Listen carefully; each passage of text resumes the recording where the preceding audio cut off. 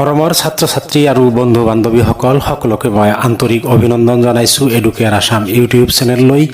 মই আজিৰ এই ভিডিঅ'টোত আমাৰ অসমীয়া মাধ্যমৰ ছাত্ৰ-ছাত্ৰীসকলৰ প্ৰনাউনৰ বিষয়ে এটা ভুল ধাৰণাৰ বিষয়ে আলোচনা কৰিম আৰু এই ভুল ধাৰণাটোৰ বিষয়ে আলোচনা কৰিবলৈ গ'লে মই মাই, মাইন, আৱাৰ, আৱাৰ্ছ, ইউ, দাই, yours, thine, his, her, hers, their, theirs and itsৰ ব্যৱহাৰৰ বিষয়ে আলোচনা কৰিব লাগিব। সাধাৰণ কথাত আমি এই শব্দবোৰক প্ৰনাউন হিচাপে জানো আৰু প্ৰনাউনবোৰ নাউনৰ পৰিৱৰ্তে ব্যৱহাৰ হয় বুলিও আমি কওঁ।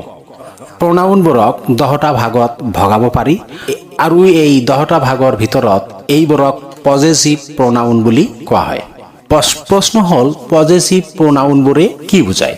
ইয়াৰ উত্তৰ হিচাপে আমি ক'ব পাৰি পজেচিভ শব্দটো আহিছে পজেছ শব্দৰ পৰা, যাৰ অৰ্থ হ'ল অধিকাৰ কৰা বা মালিক হোৱা। তেতিয়াহ'লে পজেচিভ শব্দটোৱে ওনাৰশ্বিপ বা মালিক বুজায়, অৰ্থাৎ কিবা বস্তু এটাৰ মালিক হোৱা প্ৰকাশ কৰে। এতিয়া প্ৰশ্ন হ'ল মাই অৰ ইয়ৰ অথবা আৰ শব্দবোৰে মালিক হোৱা কেনেদৰে বুজায়? ধৰা হ'ল তুমি কৈছা এইটো মোৰ। এই শব্দটো কোৱাৰ লগে লগেই তোমাৰ কিবা এটা আছে বুজাইছে আৰু সেইটোৰ ওনাৰ তুমি বা মালিক তুমি। তেতিয়াহ'লে আমি ক'ব পাৰি যিবোৰ প্ৰনাউনে পজেছ কৰা বুজায় বা মালিক হোৱা বুজায় বা কোনো বস্তু অধিকাৰত থকা বুজায় সেইবোৰকেই পজেচিভ প্ৰনাউন বুলি কোৱা হয়। পজেচিভ প্ৰনাউনবোৰ দুই প্ৰকাৰে বা দুটা অৰ্থত ব্যৱহাৰ হ'ব পাৰে। এটা হ'ল পজেচিভ এডজেক্টিভ আৰু আনটো হ'ল পজেচিভ প্ৰনাউন। পজেচিভ এডজেক্টিভ হিচাপে যিবিলাক প্ৰনাউন ব্যৱহাৰ হয় তাৰ ভিতৰত প্ৰথমটো হ'ল মাই, যাৰ পজেচিভ প্ৰনাউন হ'ল মাইন। পজেচিভ এডজেক্টিভ হিচাপে ব্যৱহাৰ হয় অৰ, যিটোৰ পজেচিভ প্ৰনাউন হ'ল আৱাৰ্ছ।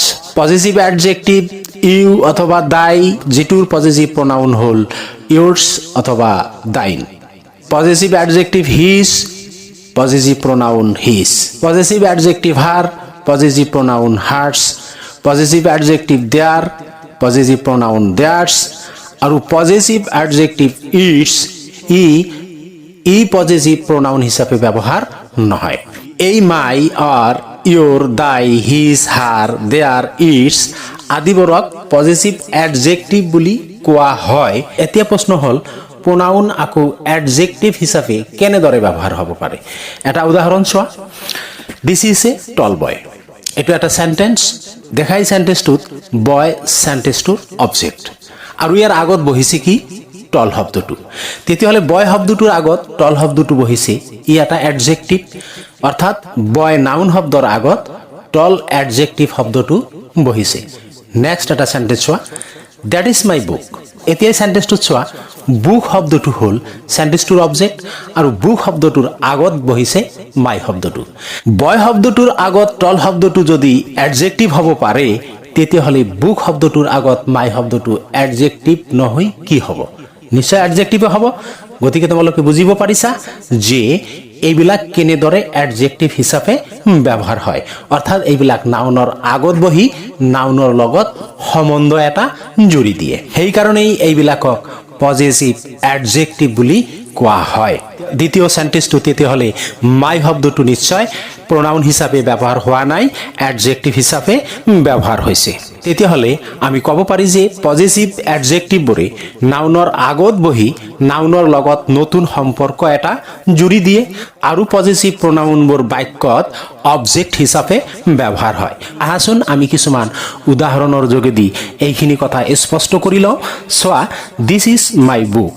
এই বুক শব্দৰ আগত মাই শব্দটো বহিছে আৰু মাইটো এডজেক্টিভ হিচাপে ব্যৱহাৰ হৈছে। কাৰ এডজেক্টিভ? বুক শব্দৰ এডজেক্টিভ হিচাপে ব্যৱহাৰ হৈছে। এতিয়া মাই শব্দটোৰ পজেচিভ প্ৰনাউন হ'ল mine.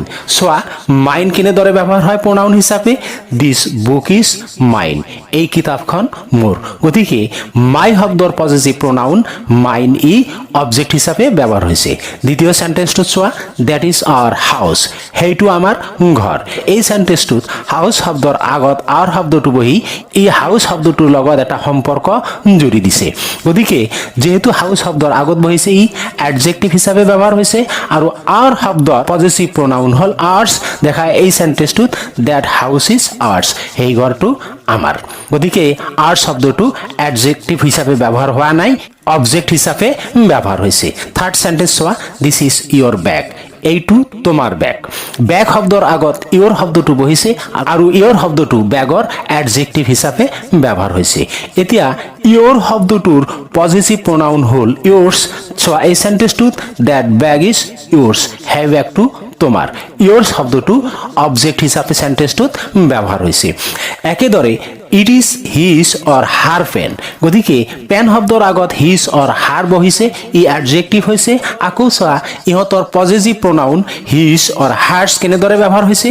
This pen belongs to his or hers এই কলমটো তেওঁ বা তাইৰ গতিকে হিজ অৰ হাৰ্স পজেসিভ প্ৰনাউনি অবজেক্ট হিচাপে ব্যৱহাৰ হৈছে তাৰপিছত চোৱা দিজ আৰ দেয়াৰ টাস্ক এইবোৰ সিহঁতৰ কাম এই সেন্টেন্সটোত টাস্ক নাউন শব্দটোৰ আগত দেয়াৰ শব্দটো অ্যাডজেক্টিভ ৰূপে ব্যৱহাৰ হৈছে টাস্ক শব্দৰ আকৌ এই দেয়াৰ শব্দৰ পজেসিভ প্ৰনাউন হল দেয়াৰ্স এটো আকৌ কেনেদৰে ব্যৱহাৰ হৈছে দা টাস্ক আৰ দেয়াৰ্স কামবোৰ সিহঁতৰ গতিকে ই অবজেক্ট হিচাপে ব্যৱহাৰ হৈছে মৰমৰ ছাত্ৰ ছাত্ৰী আৰু বন্ধু বান্ধৱীসকল আজি এই ভিডিঅ'ত পজেসিভ প্ৰনাউনৰ বিষয়ে আলোচনা ইমানখিনিয়ে নিশ্চয় প্ৰনাউনৰ বিষয়ে তোমালোকৰ যিখিনি ভুল ধাৰণা আছিল সেইখিনি ইয়াত স্পষ্ট হল বুলি মই আশা কৰিছো যদি তোমালোকৰ ভিডিঅ'টো ভাল লাগিছে ভিডিঅ'টোত এটা লাইক কৰিবা বন্ধু বান্ধৱীলৈ শ্বেয়াৰ কৰিবা আৰু যদি তুমি এই চেনেলত নতুন তেতিয়াহ'লে ভিডিঅ'টোত এটা লাইক কৰি দিবা আৰু লগতে চেনেলটো সাবস্ক্ৰাইব কৰি দিবা যাতে ইয়াৰ নেক্সট ভিডিঅ'বিলাক দিয়াৰ লগে লগে তোমাৰ ওচৰত নোটিফিকেশন গৈ পায় আৰু ভিডিঅ'টো তুমি লগে লগে পাই যোৱা ধন্যবাদ জয় আই অসম।